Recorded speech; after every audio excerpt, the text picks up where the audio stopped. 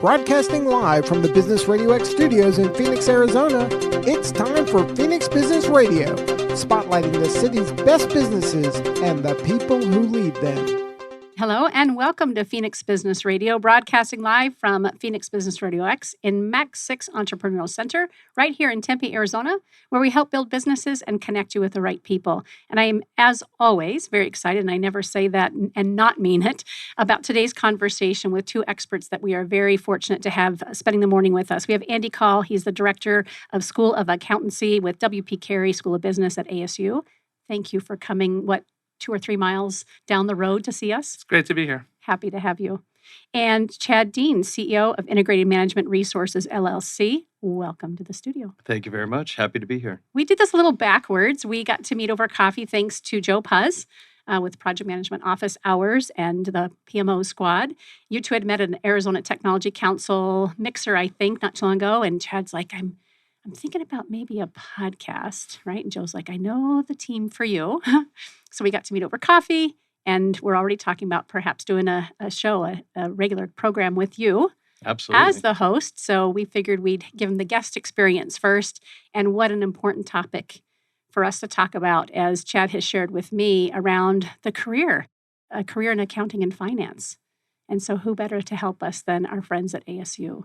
So before we get into the topic around where is this career headed and what's going on right now and how can we be champions for it in the Metro Phoenix area as business leaders, let's have both of you introduce yourselves and tell us a little bit about your background and the role that you play and serve today. Are you comfortable starting, Andy? Yeah, for sure. So, as you mentioned, I'm the director of the School of Accountancy at ASU, which is more or less means department chair. And I've been at ASU for 10 years on the faculty, and the last 5 years I've been in this specific role, leading the department. And prior to that, I was on the faculty at the University of Georgia. Ultimately got my PhD back in the day at the University of Washington in Seattle and undergraduate degrees. You made it all around. Yeah, moved around a lot, and we've loved being here on a family level, and professionally it's been great. And, ASU is in many ways a unique university because of its mission and its scale, and the scale is not accidental. It's very intentional, but it's great because there's an actual purpose behind what we're doing that resonates with me a lot. So it's been great. Excellent. And from Georgia was the move to here. Correct. Yes. Where is the? It's in Athens, Georgia, which is about an hour and a half. It's in Northeast Georgia, about an hour and a half from Atlanta. Okay. So it's great. It's a quintessential college town. Unfortunately, I wasn't there for the national championship years that have been more recent, but right. I still root for the Bulldogs. Very good. I ask around Georgia because our parent company, Business RadioX, hails out of Sandy Springs, which is just outside of Atlanta. Yeah. And I think they have 6 little brick and mortar studios like mine, and then the rest of us are licensed partners around the country. So every time I hear about Georgia and Atlanta area, I feel warm and fuzzy. Thank you for the introduction. How about you, Chad? Well, I'm a native of Arizona. I was born on Williams Air Force Base, which is now Gateway Airport. And I grew up in Central Scottsdale, right down by Scottsdale Fashion Square. That's my home grounds, the old hood. And I got into recruiting 27 years ago. I was living in Austin, Texas. I couldn't find a real job. So I found my way into recruiting and started recruiting engineers. And I was quickly called back to Phoenix by a friend of mine whose father had passed away unexpectedly. And she was running this firm with her mother and didn't really know what she was doing. And I didn't know that he had that business prior to getting into recruiting. So it was kind of neat. And so I came back, started working with her. And then we built that company up. We sold it. So I worked myself out of a job and then bumbled around a couple of years, still recruiting. And then I found my way to integrated management in 2002. And started working there, and we were doing Wall Street recruiting at the time. We're recruiting front office quants, salespeople, traders for hedge funds and banks. I took over ownership in 2009 because basically the company was not doing so hot, if you remember back then, right? The financial crisis. So took over ownership of the company at that point in time, and we continued to work with Wall Street banks and hedge funds. And then we decided to diversify. I had a consultant that said, hey, you're a native of Phoenix. Phoenix is growing exceptionally. It's a fantastic market. Why aren't you doing any business in Phoenix? And I said, I don't know. So came up with a game plan, started putting that together, starting to do a little business, and then started our big blitz and in January of 2020. So that went over Gulp. well. Yeah. Yeah, that went over well. But we managed to grind through that. And we have two disciplines here. One is IT and one is accounting and finance. And it's great to be able to talk with Andy, an expert in the accounting field, and discuss what we're going to talk about today. So Yeah. that's it. Great introduction from both of you. Thank you. When you and I spoke after Joe's introduction, and we talked about, what we do here at Business RadioX and how important stories are around bringing us closer together as a community, in addition to helping lift each other up. You pointed out an article that was was the Wall Street Journal recently about accounting. Can you just speak to that for those who aren't familiar with it? I'm sure a lot of our listeners will be. It's because they'll be coming to listen to the two of you speak on this topic. But set the stage for us around that, and then let's just engage in a conversation around, really, what is this article saying? What of it is true? What are we seeing at ASU and in the greater Phoenix area? And then what are we going to do about it?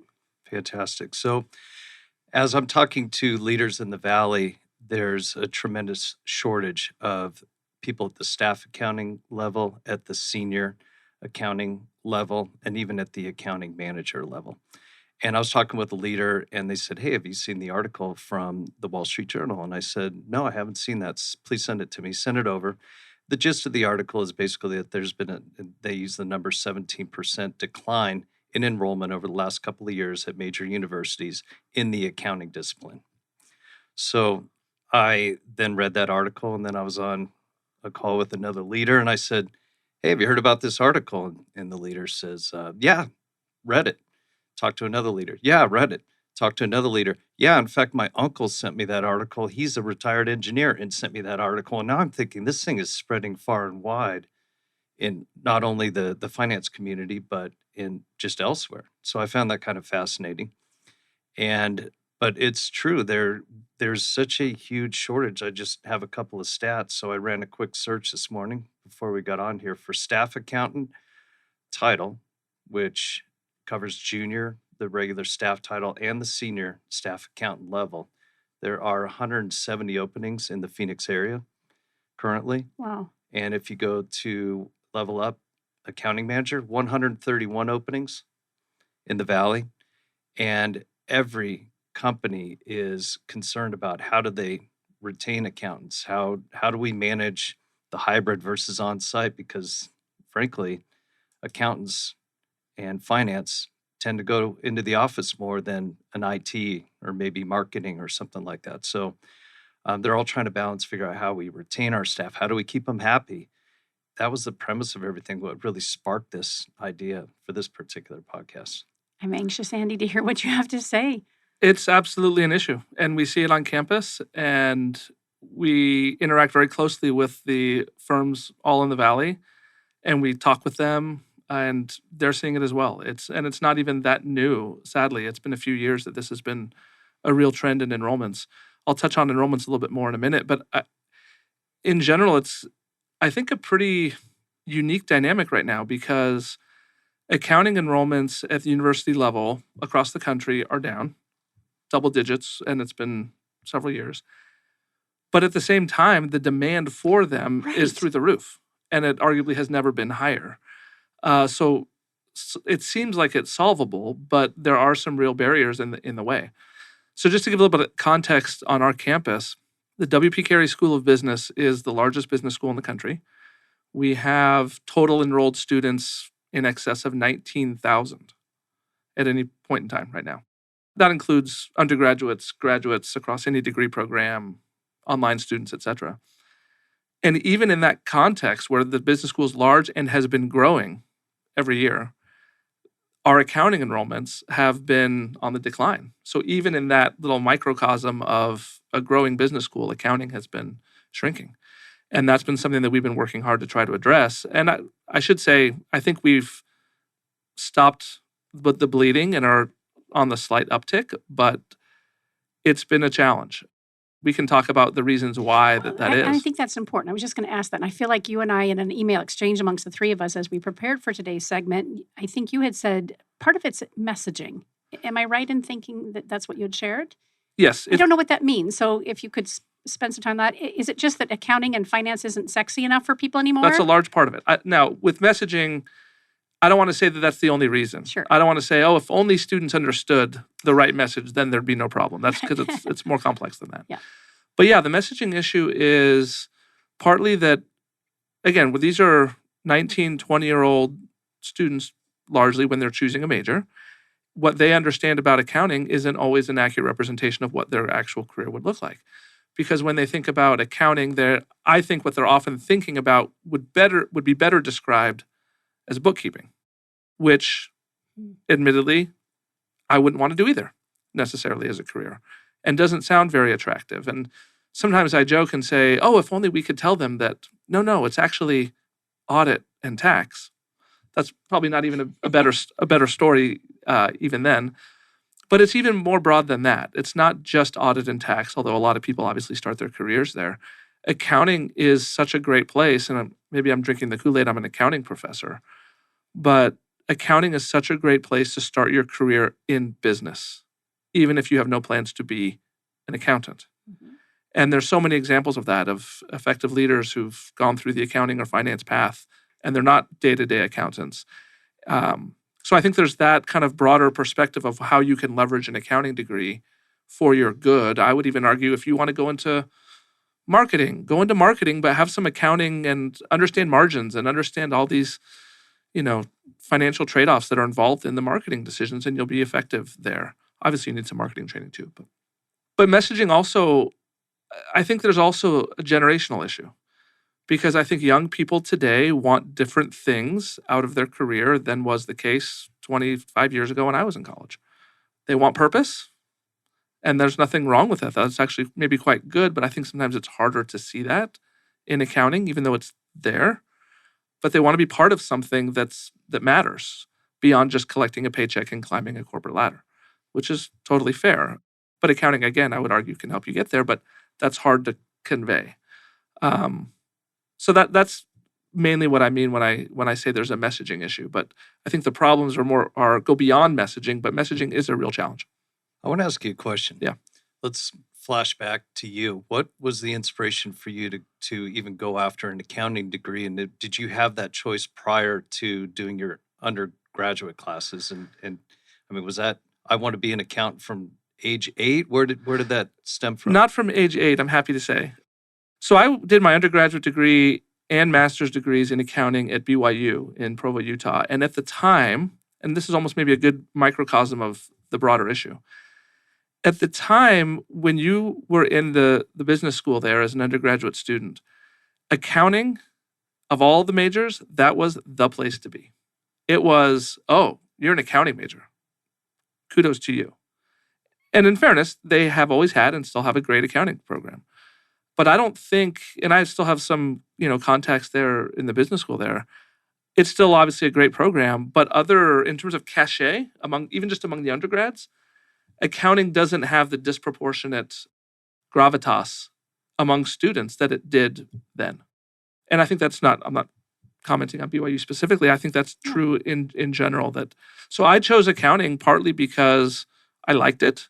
I did well at it. Frankly, I had an older brother who had done accounting, so that I had that kind of in my DNA a little bit and in my environment. But also where I was, accounting was like, if you can do accounting, you do accounting because it's such an elite program. And I'm glad I did. Zero regrets. But I don't know that that's the same narrative or dynamic on many college campuses today. Do you feel that BYU, I'm sure you're still connected to the program, does it still hold that status today that it held when you were there? It is still very highly ranked, for sure.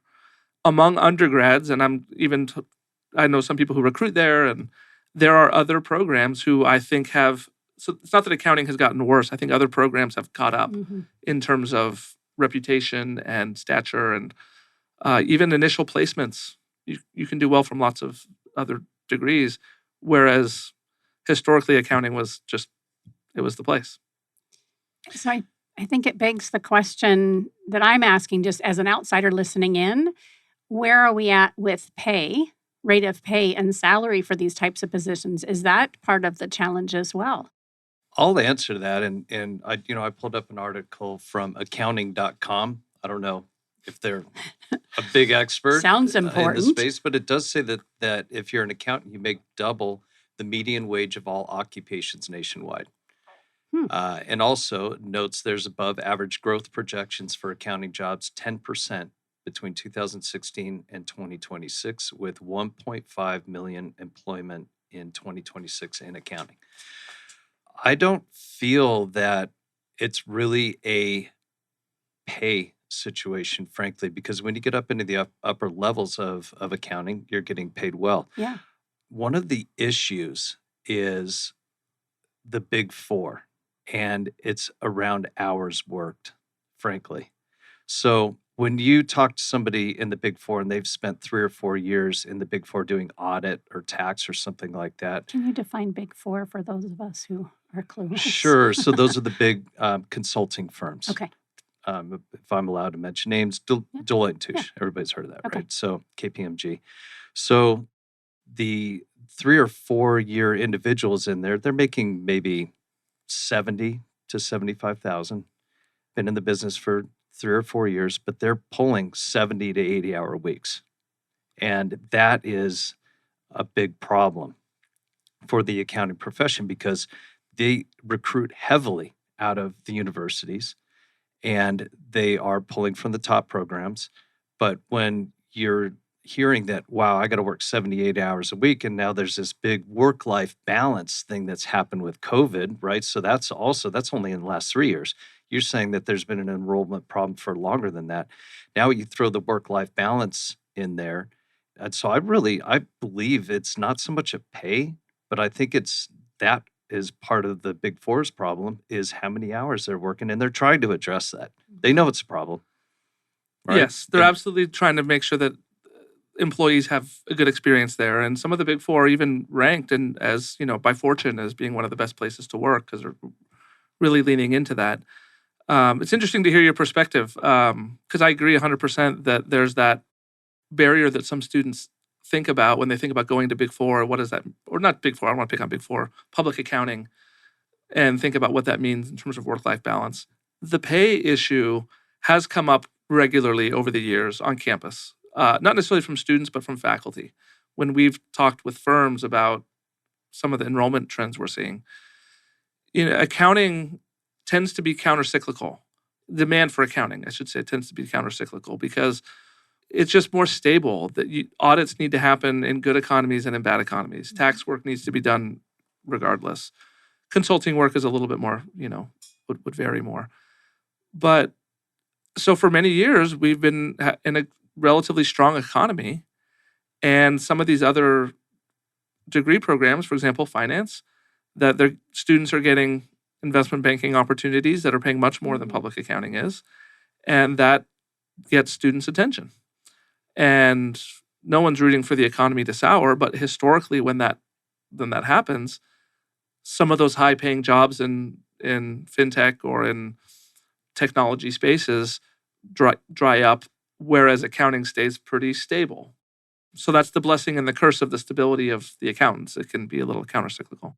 But yeah, I remember being at a big symposium with accounting professors from all over the country, and we were meeting with one of these Big Four firms, and this issue came up about salary. And this was probably 4 or 5 years ago. And the Big Four really hadn't done a lot to bump up salaries in a while. In fairness to them, it's very expensive to do because you're not just bumping up starting pay, you're bumping up now the second years and the fourth years and managers, et cetera, all the way up the food chain. But anyway, at the time, they were still more or less getting the numbers of staff that they needed, and which arguably discouraged a big salary bump because they were staffing things okay. And I remember an accounting professor from a different university raised his hand and said, you might be filling your seats, but what you're not seeing is all the great talent in our business schools that isn't showing up at your door and isn't working for your firm because they're choosing other majors that they think has more upside because you're keeping your wages so low. So you might be getting people, but are you getting the same caliber of people? And are those people going to stay and thrive long term? don't be short-sighted on this salary thing. So to their credit, at least in the Phoenix area, the Big Four has bumped up pay, 10 to 12, 10 to 15,000 even in the last 2 to 3 years, which is more than I thought they would do so quickly. Is it still lagging some other opportunities? Sure. And if you go outside public accounting, I think pay tends to be a little higher than that even still. But yeah, these are all part of the problem. There's all these different factors converging and making it a challenge. It's funny that you say the level of talent that they're able to recruit. So you'll talk to somebody 5-6 years in public accounting for one of the larger firms, and all they do is talk about how the quality has dropped of the people that they've hired. Exactly what you said. So that's fascinating that you brought that up. They're not seeing the best talent. So we were looking at this problem, and you said in your email to us, a lot of it is on messaging.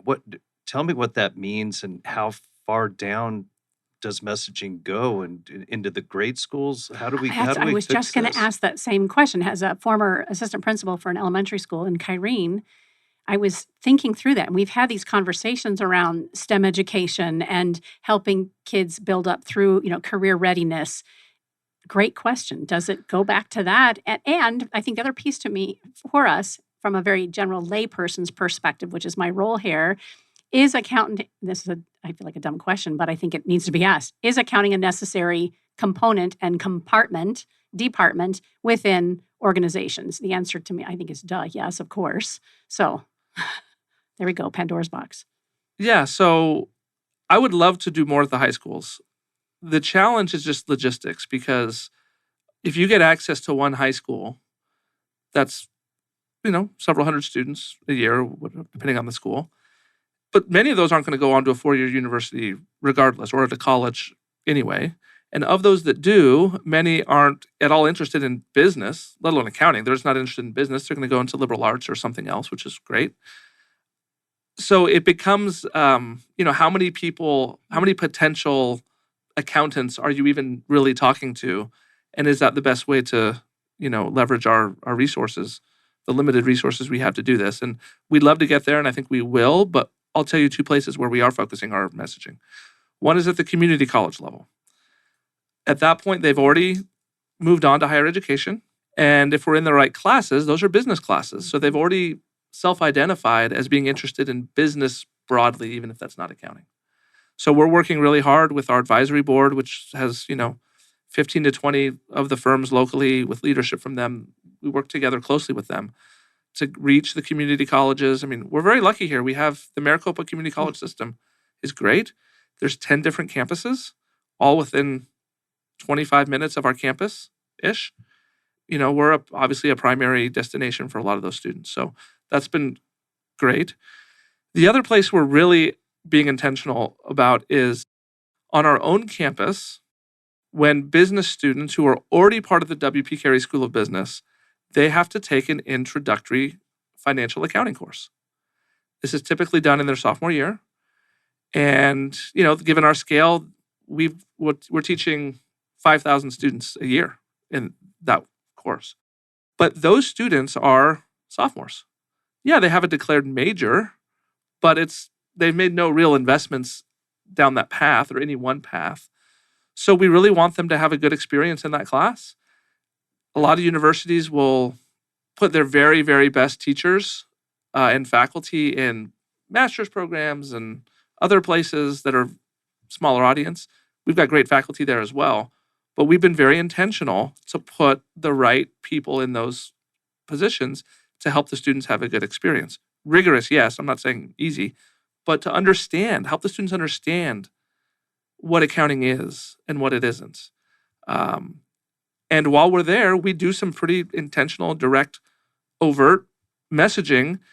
For example, we're creating videos with various high-profile alumni who've gone on to do all kinds of interesting things. An FBI agent, or Tom Harris, who's the CFO of the Arizona Diamondbacks, is a graduate of our program.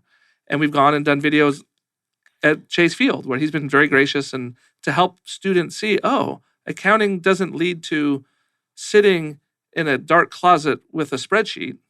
It can lead to all kinds of industries and all kinds of really cool things, but we're trying to get that message across, not when they're juniors and seniors, that's too late, but when they're still at a decision point where if it resonates with them, that they can make a pivot. And last thing I'll mention on this is I don't pretend that every undergraduate business student should do accounting. There's so many great programs in our own college and in other business schools. And some of them, some students should not do accounting. They'd be better served doing something else. But again, I'm biased. I think there are more who would benefit and their careers would benefit from having an accounting foundation than are actually taking advantage of that opportunity. I would agree with that. Let's take the burden a little bit off the universities. What can companies do? The FANG companies, right? Facebook, Apple, Google, they are amazing at promoting themselves on social media. There's no secret that there was a massive shortage of engineers. Not so much anymore, and ChatGPT might actually take over a lot of that. Mm-hmm. But there was this massive shortage of engineers, and everybody wanted to go to engineering school, become a software engineer, and go to work for one of the FANG companies. What can companies themselves do better, do you believe, to promote accounting and promote a career path within their organization for accounting? I think it's some of the things that we've been hitting on in terms of, pay and your comments, which I totally agree with about work-life balance and having interesting work that isn't boring accounting work. And it ultimately isn't, but helping young people see that. But I think the challenge is that companies like Google and say Honeywell, who's here local, I don't know that they have much incentive to address the accounting issue because they don't need, as long as they're getting what they need, and I don't know, maybe some are and some aren't, but the ones who they're focused on their core business, which isn't about accounting or staffing accounting, because they want to staff in so many different areas. The ones who have the most incentive to address this are the public accounting firms, because that is the lion's share of their teams, and universities, certainly schools of accountancy, because that's what we do.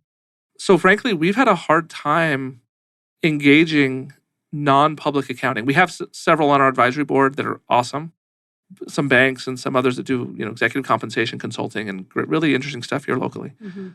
But I would love to have more of them on our advisory board so that they can be part of this. It's just hard because they're not recruited. Large public accounting firms like the Big Four are recruiting and hiring 20 plus, 30 plus every year. So they have strong incentives to be present and visible on campus. Some of these other employers might need 2 a year from our campus.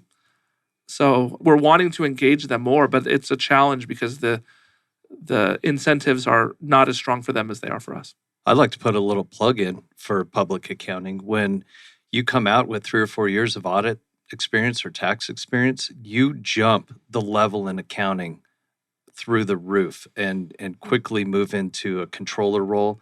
Shortly after that is VP of accounting, and then ultimately to CFO. That's where they want to go. But for public accounting, and it doesn't have to be one of the Big Four. There's a lot of other good public accounting firms. You really jump far in your career if you put in the 3 years of those hours and that work. You really can excel very quickly. And there isn't a company, let's call it a 50 million plus revenue company, that isn't looking for somebody with a solid degree. I would like somebody with Big Four experience. I'm like, do you know how hard that is to get somebody with Big Four? Let's start with public accounting, and that's very difficult as well. But they all want that experience. And so a plug for that, which isn't necessarily a plug for the $50 million company that wants to hire a junior recruiter right out of school. But that's a tremendous leap in somebody's career. I totally agree. And I'll go further. I mean, public accounting is a great career, even if you stay there, whether it's Big Four or not. I have a college roommate who I'm still in good contact with, and he's a partner at Deloitte in Houston and loving it and doing great things. But I agree with you that even if you go to public accounting and determine that that's not the right fit for you long term, which is fine and totally normal, the longer you wait, the more you can jump levels outside of public accounting. So there really is, it's a great place to start a career. It's a great place to finish a career. But yeah, everyone will have their own career path, but they're great. For our listeners who may be coming to this with accounting in mind as a career, you had kind of noted this earlier, Andy. What is accounting and what is it not? Can we spend some time at a really baseline level for just a couple minutes and have you both speak to that? What is it? What is it? What isn't it? And maybe paint the picture for the important role that these people would play in the success of a business. Go ahead. Yeah, tag team. I'm not an expert in accounting. Well, accounting is not bookkeeping. That might be the very Basic. basic kind of starting point. And as a quick aside, that's a hard narrative to push back against because in that introductory financial accounting course I was describing a few minutes ago, you are starting with some of the basics, debits and credits and journal entries, which certainly has a flavor of bookkeeping, but we're just building a foundation so you can get to the interesting stuff. Mm-hmm. What accounting is, it's being able to prepare and or use financial information for sound decision making. Forecasting. Yes, it could be internally, so when you're forecasting what sales are going to be or trying to make decisions about how to use your capital internally. So there's a huge role for people who understand accounting data just to help run the business effectively and efficiently. Mm-hmm. And that colors every department of a business. Like I mentioned earlier, the marketing department, the sales department, all of them are touching on financially motivated decisions. Or it's external. You might not work for the company. You might be evaluating the company as an investor or as an analyst externally. All of those individuals need a strong foundation in accounting. There's a video we've created that we share sometimes with students that shows Warren Buffett, obviously a famous billionaire investor, and he's asked in various different settings. They say, hey, what advice would you give to students these days, like college students? What would you tell them? This is not an accounting people asking him the question. They're just saying, hey, it's Warren Buffett. What advice would you give? And he says, number one, you got to know your accounting. It's the language of business, which obviously is a tagline, but he goes, if you don't know that, it's like you're operating in a foreign land and you don't know the language. You have to know accounting. To summarize, I would just say what I said a minute ago. It is being comfortable with and knowing how to prepare and or use, depending on what roles you take, mm-hmm. financial data that leads to sound decision making. And that manifests itself all over a business. Beautifully stated. I'm going to throw a more important thing in there, and it's the health of the economy. Right. When you look at audit, let's just flash back to a company called Enron and what a disaster that was. And the audit process is so important for the health of our economy that people can trust the numbers that are coming out. That is what a fundamental, healthy capitalist economy is built on. And Warren Buffett, I love that. I have not heard that. I like to listen to what he has to say, and it's so fundamental when you're looking at anything and you're looking at investing in a company. You need to be able to look at the books. You need to be able to look at the balance sheet, the income statement, and figure out what's going on in there.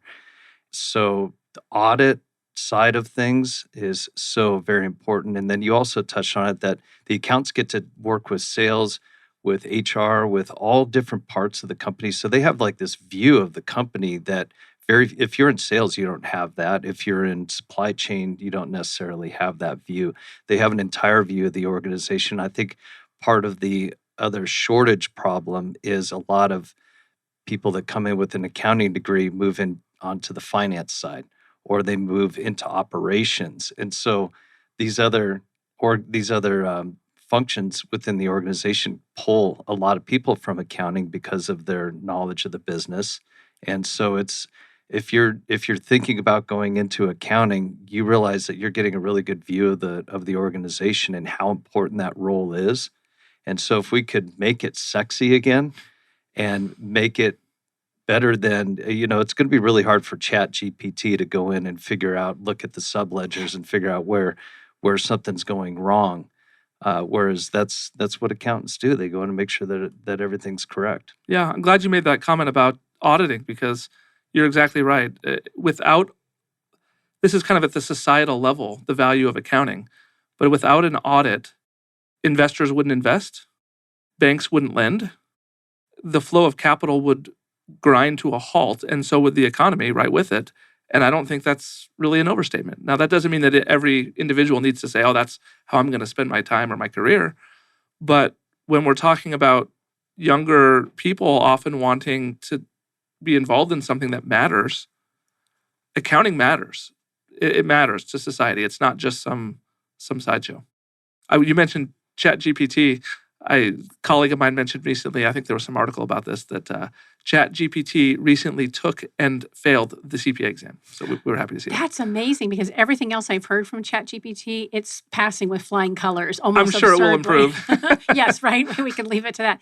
However, it can't, to the degree that people can, assess, advise, do all those other things, right? As we know with AI, it can help us get somewhere a little bit faster when it comes to research and that sort of thing, or putting things together. But those critical decision-making points, we still need to rely on really smart people who understand the mission and the vision, the purpose, and the passion behind what a company represents and how they serve their community. For sure. And on the topic of AI, this is another, I think, connects to our messaging issue. I hear a lot of people, even prominent, influential people, when they talk about automation in industries that are going to be heavily impacted, accounting often gets thrown in. That's misleading. I think it is. I mean, I think it's fair if we're talking about bookkeeping. Yep. That is odd. Even QuickBooks and other things like that have already done that, and it's going to get better and better. Sure. But but you don't need to go to a highly ranked 4-year accounting program to go be a bookkeeper. That would be overkill. If you're going through our program or one like ours somewhere else in the country, you're going into something, it's preparing you for something much larger than that involves decision-making and critical thinking and analysis that is much harder to automate. So I would say that automation it might be impacting bookkeeping, yes, but that's not what we're here to do. Automation is changing how we do what we do, for sure. Technology in general has completely transformed. It's had a big impact on our curriculum. Mm-hmm. We have a very professionally driven program where we're trying. We're close to the profession. We're trying to prepare students for a profession. So we're stay close to that, and our program definitely brings in all kinds of data analytics and other technologies to help students. But all that means is that they still have great jobs. They're just entering into the job function at a higher level to do more interesting things sooner and add more value sooner because they can leverage technology. Mm-hmm. But the need for them as humans, as trained accountants, has never been higher. I want to ask a question, and I'll give my opinion first, but let's take away the Honeywells, let's take away the large employers in this town, and let's focus on companies in the 25 million to maybe 750 million range, where they are having the most difficulty attracting accountants. There's such a disparity that I see between organizations, and not naming any names, just one organization to the next. One, you ask people how their work-life balance is, and they're an accountant. They'll say, oh, it's great, I work 40 to 50 hours. And then you go to the next one, and the person's like, I need to get out of here. I'm working 70 hours a week. Same function, different company. So there has to be more of a focus on retention, because going out and hiring an accountant or anybody for that matter is expensive. You have to go through the recruiting process. Your seat is open for a while. Other people are having to work harder. And now that's bringing their work-life balance down and their happiness.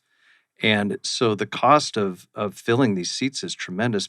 Companies should be working more strongly on retaining that talent and fixing the work-life balance that can occur in that monthly cycle of closing the books every month, getting more efficient in the close process. Public companies have to be closed in 5 days, is that right? Yeah, I think so. Right? Yep. Whereas I hear private companies, it's the 15th and they're still closing the books. So work on using technology maybe to efficiently close the books and create a better work-life balance for your accountants. And you spend a little bit more on that technology to increase the speed of the close, but that saves you money of having to go out and continually backfill your accounting roles. If you look at a lot of accountants, they're changing jobs every 2.5 years or less. So the real focus for these smaller companies, I believe, is on retention. When I look at somebody who's been an accountant for 7 years, I'm like, that company's doing a good job. And so, do you have any thoughts around what the let's call them medium-sized companies, what they can do within the accounting realm? I completely agree about retention. Obviously, that's important for everyone, but especially for these types of employers you're talking about. Sometimes we'll meet with employers of that size. They're more or less competing with the big four firms for young talent. And I'll point out and say, your own senior leadership, you learn about their background, and the senior leadership at some of these smaller employers, they started at the big four. And then at some midpoint in their career, they transitioned over. I'll just make the observation that to someone you're recruiting out of college, if they might want to work for your firm. They might want to be in your exact shoes and have all that resonate. But what they're seeing is that to get there and how you got there was to go start somewhere else. And if you have people internally that you hired at a young age and they also stayed and were promoted and thrived and had a great career, all within the confines of your great environment and culture and whatever else you bring to the table, that's impactful. But it can't be that you're only putting in front of them people who've taken a path that you are now asking them, not the student, not to take. So and I don't know that they always think about it that way, so we'll often have that conversation. Not that we're trying to discourage students from going to Big Four. We just want them to have options and make the decision that makes sense for them. It just also goes back to messaging and what the candidates, our younger generation is looking at as they make these decisions about their career. Is there a national organization that is also part of the messaging? Maybe the CPAs, Several. Society of America. Yeah. So on the academic side, there's the American Accounting Association. On the more professional side, there's the AICPA and others that are. It's actually been quite nice because there's never been really any competition or anything among universities or et cetera. But it's nice to see everyone kind of come together. Different universities all sharing the same problem.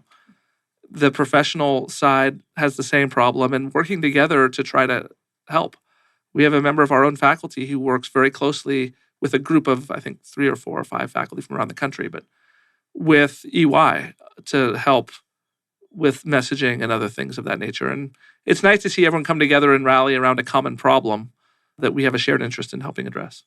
As we kind of close up our time together, and I'm deeply appreciative of this conversation, what can businesses do to better support the influx of people interested in accounting positions? I mean, what's the takeaway that you guys are mulling around as we have this conversation and you think about and talk about it in your daily practices?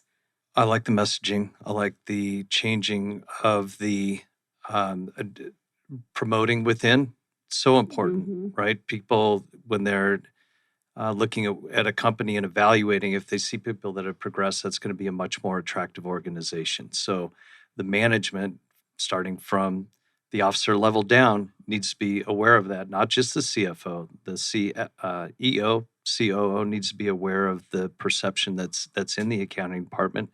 And if you have a tremendous amount of turnover, you need to seriously evaluate what's going on and talk with the people that are working for you and get their feedback, because if they're not happy, they're talking to a recruiter, right? And so you would rather them talk to you and tell you, and maybe get a few of them together and create a mastermind to figure out what can we do within our organization to make this a better path.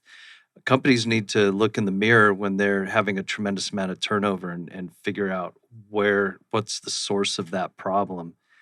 That, to me, frankly, because that's the level I'm dealing with, is at the company level. That's where I want to see organizations improve, so that I don't want to get a resume of somebody that's been a year and a half here and 2.5 years here, and then 6 months. What happened? I got in. It was a totally different situation than what was portrayed to me. How is that possible? How can it come in unless the individual completely heard the only what they want to hear? But is that messaging consistent across every interviewer that's involved in the process about the career path? And so I want to see the term that a rising tide raises all boats. I want to see the accounting profession get better, less turnover. And that way, again, it goes back to, hey, it's cool again to be an accountant because you understand the importance of what you're playing within the organization. I agree. I think our takeaways are very similar. The way I think about it is I think that universities, and by that I mean accounting programs, and the employers both need to take a step back and make sure that what we're delivering is consistent with what we're selling. Because I talked about that sophomore level class where we're talking about, oh, look at all the great things you can do in accounting. Okay, but is our curriculum, if they choose accounting, is our curriculum consistent with that? Or are we funneling them down some narrow path that is, that doesn't resonate in the way we were selling it? That's one of the things, and we didn't get into it, which is totally fine, but that we're trying to do on campuses, expand the nature of undergraduate curriculum in accounting in our own program so that it's not just a one-size-fits-all. It doesn't have to be just a CPA shop necessarily. So I think we need to make sure that on the academic side that we're offering, we say you can do anything, but are we really giving them an educational experience that is consistent with go off and do anything? And the employers similarly, they care a lot about work-life balance and they want their teams to have good experiences when they get there. Are their teams, particularly the younger people, having the type of experience day to day that is interesting and that is empowering and that is engaging their mind as opposed to just once they're hired and you don't worry about it? So I think we all need to make sure that we're delivering on the message that we're trying to convey. Mm-hmm. My mind goes to, and hopefully I have a few more minutes to talk about this if it's something that resonates with you. I'm going to use the word personality, the personality of someone who at an early age, you mentioned, kind of said to Andy, were you interested in accounting when you were age 8? So being a former elementary school administrator and third grade teacher, I go to these young kids, right? I've got a 15-year-old, he wants to be an engineer. And we're excited to have those conversations because engineering isn't just this anymore. Who knows what kind of engineering jobs are going to be available to him just because of how everything's changing and advancing. He's also the kind of kid who is very well-rounded in his soft skills and his ability to communicate and think critically and creatively. So I guess there's a question there that I'm asking myself, is accounting still drawing, or has the student that accounting is appealing to, are we helping those students be a broader leader and a broader individual? And even is that necessary? I know I asked that because of my experience in the conversations we've had with AZ Tech Council and the SciTech Institute, who have been working on leadership skills for the engineer type personality. I'll just say it like that, who is such a critical thinker and really fascinated with the way things work. And we've been working to help them communicate more effectively so that, K-12, they're coming out not only with that massive muscle built around how they naturally think and show up, and they're also able to more readily communicate it and share themselves in a way that is easier to understand. So again, I just put that out there. Any thoughts about that? And it's okay if you say no, Karen. Let's shut this baby down. I'm going to let you talk to that because I have a biology degree, and so nothing to do with accounting. I would say, yes, that is important, that they have a well-rounded, accounting is not, to be successful in accounting, it's not just about being good at the numbers. And even the numbers, there's no math really here. It's the calculator that came preloaded on your iPhone does all the math you need to do through our entire program. This is not about math. There's numbers involved, yes, but it's applying it to business questions and business problems and addressing it. Accounting isn't even about a single right answer the way there would be in a math problem. So there's all kinds of scope for critical thinking and decision-making and analysis that should attract more than just, I'm good with numbers, I like my math class in high school, therefore I'll do accounting. We want those students too. I think they can do well as well. And that for them, we're trying to bring out some of the softer skills. Mm-hmm. But those who aren't, all-stars in math, there absolutely is a role for them because what this really is business. It's often business advising in some financial capacity. And that's very client facing. And we focus a ton on that in our master's program. Admittedly less at the undergraduate level because there's more nuts and bolts to get through. But yeah, they need to be client ready. And that involves communicating comfortably with clients and even with your own superiors and teams. That's certainly verbal communication. It's written communication, making presentations to convey, this is my recommendation. This is what our analysis was and where we're headed with this. That's a real life thing that doesn't fit into a neat little box of this was the right answer. So we need people. The profession would benefit from more people who have those types of broad backgrounds and skills. And one thing we're trying to do on campus is in our master's program, historically, the students in our master's program, it's a 1 year, kind of a 5th year program. Historically, it's been 98% students who have an undergraduate degree in accounting, which is great. And there's certainly a lot of value proposition to getting that 5th year master's program. I did the same thing. What we're trying to do is expand the pipeline so that if you have an undergraduate degree in anything, you said biology, is that what you said? Yes. Welcome to the master's program in accounting. We might have you do a few classes just to make sure you're ready. But not just in the School of Business, really. Yeah, even outside the School of Business. I'm glad you spoke to that because I was thinking that earlier. I've witnessed when we've had conversations with other university level professors and leaders, they're making this path towards a career so much more flexible. Thank goodness, right? It's not curriculum driven; it's opportunity and career driven. So that you could jump the track that used to only look like it was 3 different tracks going in different directions. Now, universities and schools within those departments are saying, listen, this makes sense career-wise. Add this to your biology degree. Add this to your, marketing degree, whatever. That's such an appealing package to employers as well. Yes. Because you'll have the accounting, but you'll have some richness behind it. Like biology, for example, that'd be such a good background to have whether you're auditing a biotech or consulting with it. Marrying those together is really powerful.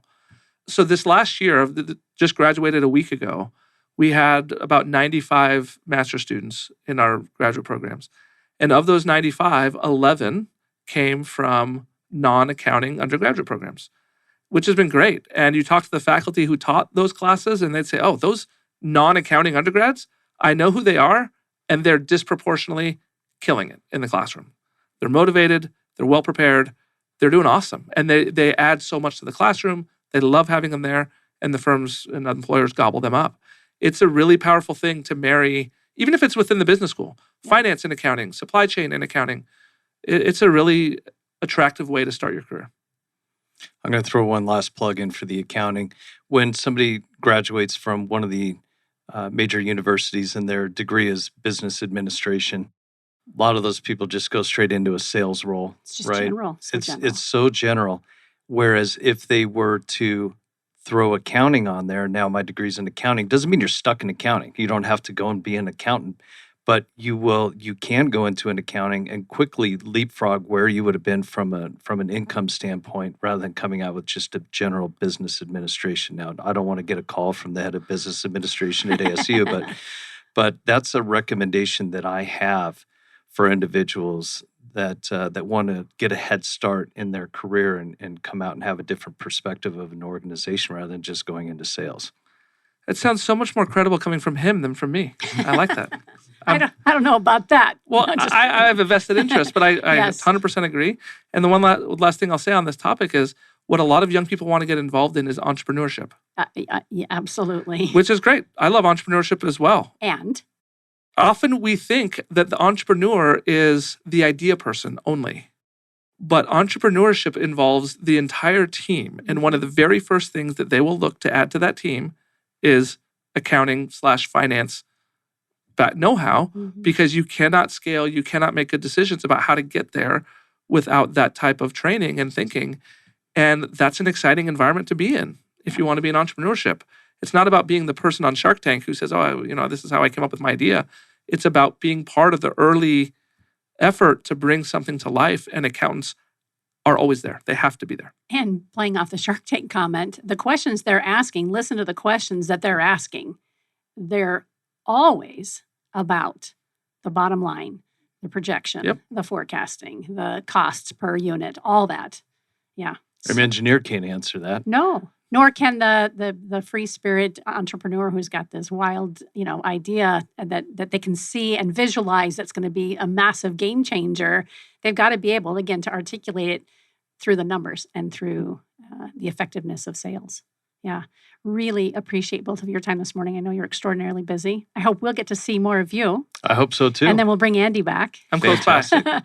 Really appreciate both of you. As we close out today's segment, could each of you share where people can stay in touch with you? I'm assuming you're both on LinkedIn. I think I already know that. And then for somebody who's interested, either a company level leader who's interested in getting more involved with ASU curriculum and tapping into those resources, or even our students who are listening and they're like, don't I go toward accounting, and they want to tap into that, where do they stay in touch with you guys at ASU? I would recommend coming directly to me, and if I don't have the answer, I can certainly connect someone you. to someone who does. And my email address is andycall@asu.edu, and you can find me on our website pretty easily. So I found you that way. Great. I went through the leadership team. I'm like, I'm going to reach out and see if he'd have time with us today, and I'm glad you did. How about for you, Chad? How do we stay in touch with you? LinkedIn, Chad Dean. Just run that search. Integrated Management Resources, the name of our company. If you Google that, we hopefully are number one on there. And it's Chad at integratedmgmt.com. Please feel free to give me a call. My contact information is on the website, and we're happy to talk to anybody. And I love it. This goes back to the very beginning of your introduction, that a homegrown ASU too, right? You're an ASU grad.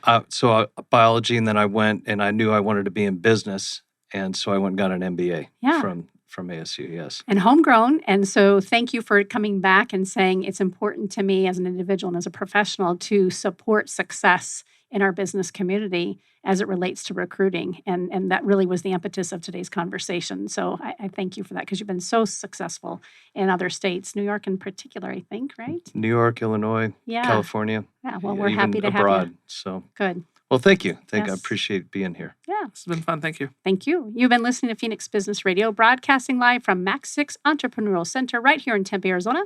Some media leans left and some lean right, and we lean accounting. Thanks for listening. We'll see you next time.